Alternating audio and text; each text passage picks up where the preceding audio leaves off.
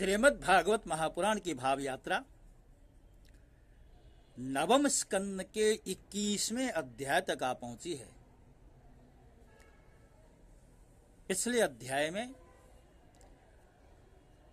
दुष्यंत का शकुंतला के साथ विवाह हुआ और शकुंतला की कोख से भरत नाम का पुत्र उत्पन्न हुआ और भरत जो है बहुत ही पराक्रमी और यशस्वी सम्राट हुआ। और जैसा कि पिछले अध्याय के आरंभ में ही हमने आपसे निवेदन किया था कि ययाति के जो 5 पुत्र हैं उनमें से सबसे छोटे पुत्र पुरु के वंश में दुष्यंत के वंश में भरत और इसी भरत वंश में आगे रंतिदेव आदि राजाओं का एक तरह से शासन चला है। अब खास करके इस अध्याय में रंतिदेव की कथा दी गई है। तो सुखदेव जी, जैसा कि हम बार बार आपसे निवेदन कर रहे हैं, सुखदेव जी भागवत के मुख्य प्रवक्ता हैं और परीक्षित निष्ठ श्रोता हैं। तो सुखदेव जी कहते हैं कि राजन वितथ अथवा भारद्वाज का पुत्र था मन्यु, और मन्यु के 5 पुत्र हुए बृहत्सत्र, जय, महावीर्य, नर और गर्ग। और जो नर नाम का पुत्र हुआ उसका पुत्र था संकृति। संकृति के 2 पुत्र हुए, गुरु और रंतिदेव। तो राजन रंतिदेव का निर्मल यश इस लोक में और परलोक में सब जगह गाया जाता है। रंतिदेव आकाश के समान बिना उद्योग के ही दैववश प्राप्त वस्तु का उपभोग करते और दिनों दिन उनकी पूंजी घटती चली जाती। जो कुछ भी मिल जाता उसे भी परोपकार में दे डालते और स्वयं भूखे रहते। वे संग्रह, परिग्रह और ममता से रहित तथा बड़े धैर्यशाली थे। अपने कुटुंब के साथ दुख भोग रहे थे। एक बार तो लगातार 48 दिन ऐसे बीत गए कि उन्हें पानी तक पीने को न मिला। 49वें दिन प्रातःकाल ही उन्हें कुछ घी, खीर, हलवा और जल प्राप्त हुआ। उनका परिवार बड़े संकट में था। भूख और प्यास के मारे वे लोग कांप रहे थे, परंतु ज्यों ही उन लोगों ने भोजन करना चाहा त्यों ही एक ब्राह्मण अतिथि के रूप में आ पहुंचा। रंतिदेव सब में श्री भगवान के ही दर्शन करते थे, अतएव उन्होंने बड़ी श्रद्धा से आदर पूर्वक उसी अन्न में से ब्राह्मण को भोजन कराया। ब्राह्मण देवता भोजन करके चले गए। राजन अब बचे हुए अन्न को रंतिदेव ने अर्थात राजा ने परस्पर में बांट लिया और जैसे ही भोजन करना चाहा उसी समय एक दूसरा अतिथि आ गया। रंतिदेव ने भगवान का स्मरण करते हुए उस बचे हुए अन्न में से कुछ भाग उस शूद्र अतिथि के रूप में आए उस व्यक्ति को भोजन करा दिया। जब वह व्यक्ति भोजन करके वहां से चला गया तब कुत्तों को लिए हुए एक और अतिथि आया और उसने कहा, राजन, मैं और ये मेरे कुत्ते बहुत भूखे हैं, हमें कुछ खाने को दीजिए। तो रंतिदेव ने अत्यंत आदर भाव से जो कुछ बचा था सब का सब उसे दे दिया और भगवानमय होकर उन्होंने कुत्ते और कुत्तों के स्वामी के रूप में आए हुए भगवान को नमस्कार किया। अब केवल जल ही शेष था और वह भी केवल एक मनुष्य के पीने के भर का था। वे उसे आपस में बांटकर पीना ही चाहते थे कि एक चांडाल आ पहुंचा और उसने कहा, मैं अत्यंत नीच हूं और मुझे आप जल पिला दीजिए।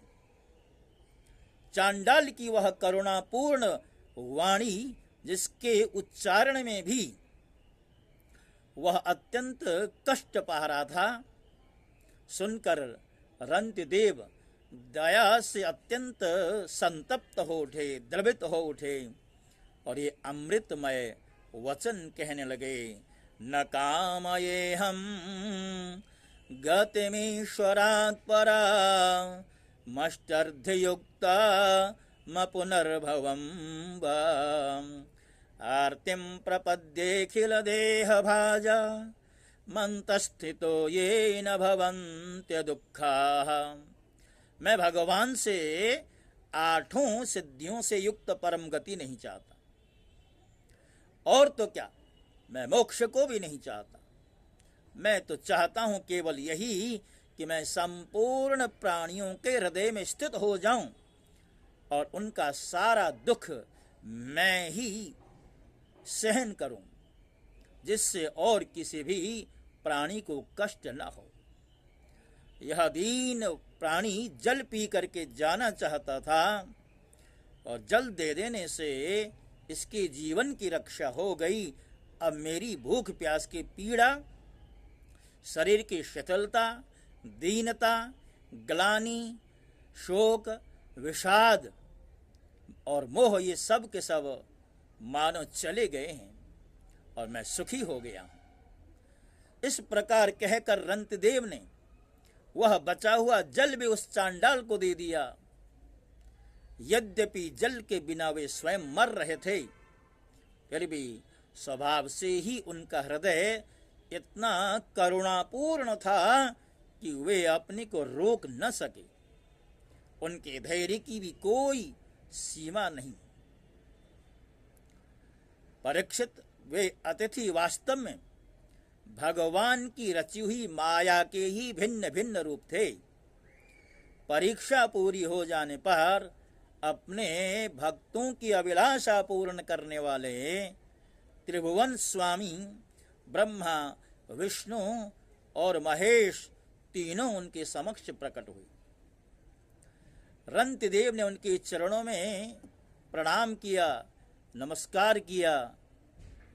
उन्हें कुछ लेना तो था नहीं। भगवान की कृपा से वे आसक्ति और स्पृहा से भी रहित हो गए थे तथा परम प्रेममय भक्ति भाव से अपने मन को भगवान वासुदेव में तन्मय कर दिया और कुछ भी मांगा नहीं। परीक्षित, उन्हें भगवान के अतिरिक्त किसी भी वस्तु की इच्छा तो थी नहीं। उन्होंने अपने मन को पूर्ण रूप से भगवान में लगा दिया। इसलिए त्रिगुणमयी माया जागने पर स्वप्न दृश्य के समान नष्ट हो गई। रंतिदेव के अनुयायी भी उनके संग के प्रभाव से योगी हो गए और सब भगवान के ही आश्रित परम भक्त बन गए। मन्युपुत्र गर्ग से शिनी और शिनी से गार्ग्य का जन्म हुआ, और यद्यपि गार्ग्य क्षत्रिय था, फिर भी उसने उससे ब्राह्मणों का वंश चला। महावीर्य का पुत्र था दुरितक्षय। दुरितक्षय के 3 पुत्र हुए, त्रय्यारुणी, कवि और पुष्करारुणी। ये तीनों ब्राह्मण हो गए। बृहच्छत्र का पुत्र हुआ हस्ती, और उसी ने हस्तिनापुर नाम का नगर बसाया। हस्ती के 3 पुत्र थे, अजमीढ़, द्विमीढ़ और पुरुमीढ़। अजमीढ़ के पुत्रों में प्रियमेद आदि ब्राह्मण हुए। इन्हीं अजमीर के एक पुत्र का नाम था बृहदिषु, और बृहदिष का पुत्र हुआ बृहद धनु, और बृहद धनु का बृहद काय, और बृहद काय का पुत्र हुआ जयद्रथ। जयद्रथ का पुत्र हुआ विशद, और विशद का सेनजित, सेनजित के 4 पुत्र हुए, रुचिराश्व, दृढ़हनु, काश्य और वत्स। रुचिराश्व का पुत्र पार था, और पार का पृथुसेन। पार के दूसरे पुत्र का नाम नीप था, और उसके 100 पुत्र बताए। इसी नीप ने छाया शुक की कन्या कृत्वी से विवाह किया, उससे ब्रह्मदत्त नामक पुत्र उत्पन्न हुआ। ब्रह्मदत्त बड़ा योगी था, उसने अपनी पत्नी सरस्वती के गर्भ से विश्वक्सेन नामक पुत्र उत्पन्न किया। इसी विश्वक्सेन ने जैगिषव्य के उपदेश से योग शास्त्र की रचना की। विश्वक्सेन का पुत्र था उदस्वन, और उदस्वन का भल्लाद। ये सब बृहदिषु के वंशज हुए। द्विमीड का पुत्र था यवीनर, यवीनर का कृतिमान, और कृतिमान का सत्यधृति, और सत्यधृति का दृढ़नेमी, और दृढ़नेमी का पुत्र हुआ सुपार्श। सुपार्श सुपार्श से सुमति, और सुमति से सन्नतिमान, और सन्नतिमान से कृति का जन्म हुआ। उसने हिरण्यनाभ से योग विद्या प्राप्त की थी, और प्राच्यसाम नामक ऋचाओं की 6 संहिताएं कही थी। और कृति का पुत्र था नीप, नीप का उग्रायुध, उग्राहुध का क्षेम्य, क्षेम्य का सुवीर, और सुवीर का पुत्र था रिपुंजय।